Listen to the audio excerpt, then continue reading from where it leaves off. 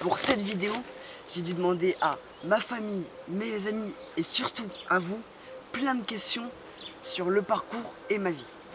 Alors c'est dans cette vidéo que je vais vous répondre à toutes vos questions. C'est parti.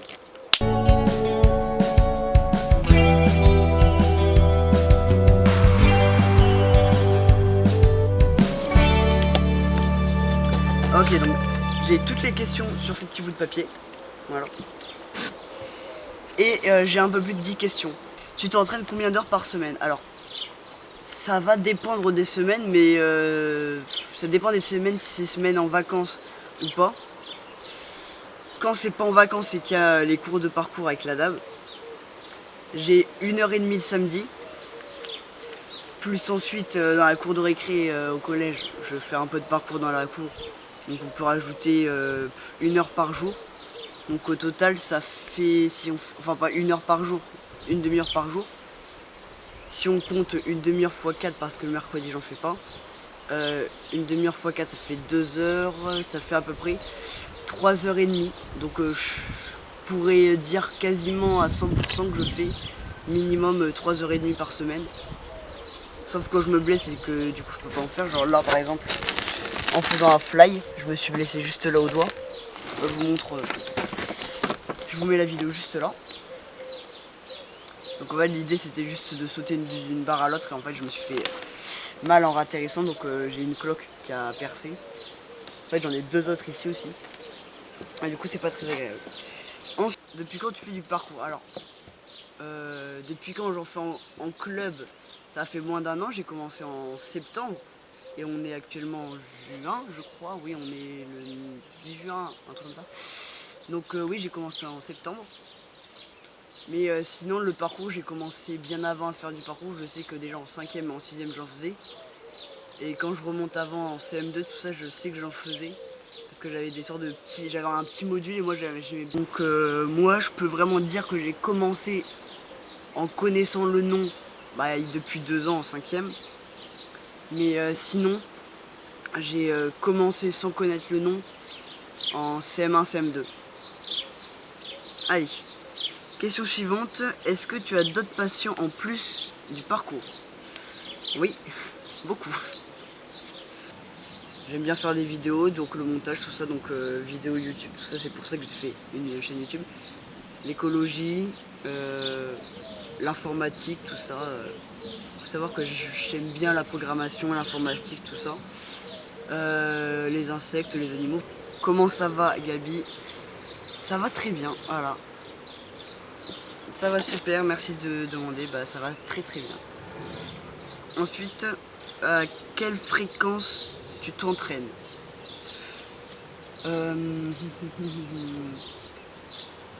C'est assez difficile à définir à quelle fréquence je m'entraîne, parce que moi je m'entraîne très souvent, assez souvent, ça dépend des journées, tout ça. Mais faut des semaines, tout ça, des mois. Faut savoir que je m'entraîne le plus régulièrement, minimum 1 fois par jour. Enfin, minimum 1 fois tous les 2 jours. Mais sinon, en moyenne, je fais 1 fois par jour du parcours. Voilà. Question suivante, encore la même personne. Comment as-tu connu cette discipline? Alors, j'ai connu grâce à Charles Poujade, notamment. Charles Poujade, je vais vous faire une liste. Charles Poujade, Rafou BL, du coup. Qui d'ailleurs, celui qui m'entraîne, qui est Sébastien Lowe, a entraîné Charles Poujade. Donc franchement, c'est un honneur d'être entraîné par Sébastien Lowe. Quel est ton fruit préféré? Au début, j'aurais dit kiwi ou la banane, mais je viens de me rappeler que je connaissais ce que c'était la mangue. C'est délicieux la mangue. Donc je vais dire la mangue, voilà. À partir de quel âge on peut commencer? Alors, j'ai envie de vous dire n'importe quel âge, tant que l'enfant sait marcher. Y a-t-il des personnes connues dans le métier? Alors, oui. Sébastien Foucan, David Bell, ou William Bell. En fait, c'est David William Bell, il me semble qu'il s'appelle. Donc on peut dire David Bell ou William Bell. Sébastien Lowe, Charles Poujade, Rafou BL, et encore d'autres personnes ultra connues dans le domaine. Y a-t-il des risques pour la santé? Alors ça c'est une question que je vais voir revenir très souvent quand je fais du parcours dans la rue. Vraiment ils me disent mais arrête, pas arrêter mais genre à l'école surtout principe. Ça m'est jamais arrivé dans la rue mais à l'école on me dit mais fais attention, tu vas te blesser. Alors on peut se blesser si on fait mal. Si on est conscient de ce que notre corps peut faire, il n'y a aucun risque de blessure. Alors, je dis pas que le risque zéro n'existe pas. Hein. Le risque zéro... je dis n'importe quoi. Le risque zéro existe. Ça dans tous les cas. Donc il n'y a pas 100% de chance que tu te fasses pas mal. Il n'y a pas 0% de chance de se faire mal.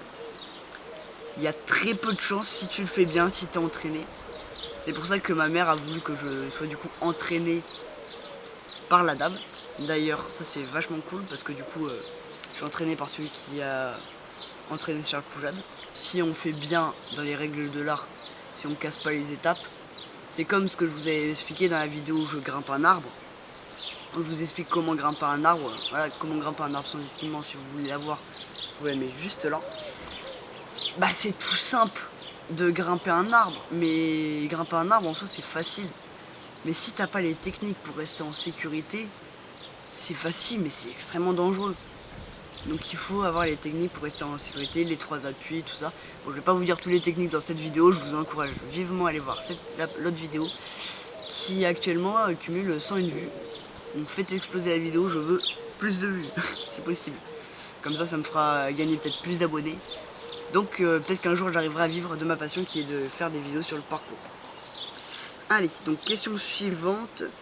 Est-ce que c'est considéré comme un sport? Oui, il y a une fédération de parcours. Voilà, la FFP, ouais, Fédération Française de Parcours. Il faut savoir que le parcours du coup a été créé à Évry, enfin précisément c'est à Lys, à proximité d'Évry il me semble. Je sais plus si Lys c'est dans Évry ou à proximité, mais t'as un spot ultra connu, c'est la Dame du Lac. C'est pas dans les questions, mais si vous voulez, genre, là je vais vous dire des spots ultra connus vers Paris.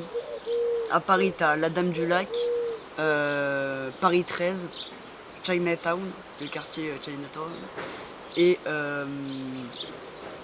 comment ça s'appelle, avec tous les grands buildings, voilà. Moi je vous mets le nom ici, j'ai oublié le nom, voilà. Je m'excuse, j'ai oublié le nom. Sinon pour ceux qui sont à Bordeaux, parce que je sais que la principale source de vue c'est vers Bordeaux, vers la Gironde, parce que c'est surtout des amis et des personnes du collège qui regardent mes vidéos. Donc vers Bordeaux, vous avez le stade Matmut Atlantique, à côté il y a le stadium Vélodrome, tout ça c'est vachement bien. Il y a bientôt une vidéo qui va sortir. Du coup, dans la dernière vidéo, je vous avais dit que c'était la prochaine, mais donc dans la dernière vidéo, je vous ai dit que la prochaine c'était celle avec Clem Piano. Mais non, c'est celle-là. Parce que celle-là est plus rapide à monter et que celle-là, du coup, le montage sera plus rapide à faire. Donc je pourrais la publier avant. Et surtout que j'ai tout simplement envie de publier celle-là avant. Comme ça il y a 2 vidéos qui spoil qu'il y aura ça, comme ça il y aura sûrement plus de visionnage sur ça.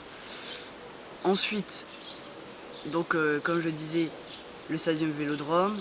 On a aussi, comment ça s'appelle, Mériadec, voilà. Quartier de Mériadec qui est du coup vachement bien pour faire du parcours. Et du coup, est-ce que c'est considéré comme un sport? Oui. Si oui, est-ce que ça se pratique à plusieurs? Alors ce qui est bien, c'est que c'est pratique, c'est qu'on peut le pratiquer solo ou à plusieurs. Ça fait une extrêmement bonne transition pour vous parler justement des compétitions qui existent. Alors dans le parcours, il y a 2 compétitions qui se distinguent, les 2 plus grandes. Je sais pas si on a d'autres, mais ça c'est vraiment les 2 plus grandes.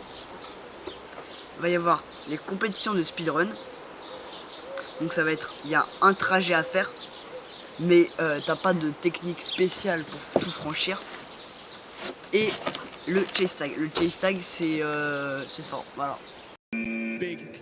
Une arène de 12 mètres sur 12 pour la version parcours, du jeu du chat et de la souris. 20 secondes pour attraper sa proie. Puis, d'ailleurs, Charles Poujade a été champion du monde en 2019. Enfin, son équipe a été champion du monde en 2019. Ça, c'est super, du coup, pour la France. Mais du coup, il y a soit les World Chase Tag, les Chase Tag nationales aussi. Donc, le Chase Tag, les championnats de vitesse, donc speedrun. Et il y en a un troisième, le freerun. Le freerun, c'est pas du parcours, en fait c'est du parcours mélangé avec des acrobaties. Donc on peut dire que c'est du parcours, mais c'est une variante du parcours. C'est pas du parcours à proprement parler, c'est une variante. Prochaine question, quelles sont tes inspirations dans le parcours? Alors dans le parcours j'ai plusieurs inspirations, vous vous en doutez actuellement, évidemment, je vous en parle depuis le début. Charles Poujade, Sébastien Lowe, Rafou BL et tous les autres. Voilà, tous les autres, voilà. Clément Gravier, ça j'avais oublié de le citer. Ah, attends, depuis le début j'ai oublié de citer. Oh. Ouais, c'est n'importe quoi moi ce que je fais. J'ai oublié de vous citer du coup Clément Dumais, qui a participé à Ninja Warrior, et Paul Roudibusson. Paul RDB si vous préférez. De toute façon, toutes ces personnes-là, je vais vous faire un document texte dans les commentaires et en description où vous aurez tout leur réseau. Comme ça au moins, si vous voulez aller les follow, allez les follow. Parce que c'est une très bonne chose d'aller les follow. Est-ce que t'es déjà tombé comme un con? Oui. Oui, en plus j'ai même pas honte de l'avouer, hein. Je tombe très souvent, mais malheureusement en fait quand je tombe, je filme pas. Quand je me blesse, je filme pas parce qu'en fait je répète plein de fois et après je filme. Ça me permet de garder de la mémoire dans mon téléphone, mais maintenant ce que je vais faire c'est que je vais filmer de plus en plus. Si vous voulez, je vais faire une vidéo mes pires fails, une compilation de mes pires fails. Du coup, je vais pouvoir vous dire au revoir. A bientôt à la prochaine vidéo. Pensez à vous abonner si vous avez aimé la vidéo et à la liker. Jusque là, portez-vous bien. Et moi je vous dis au revoir.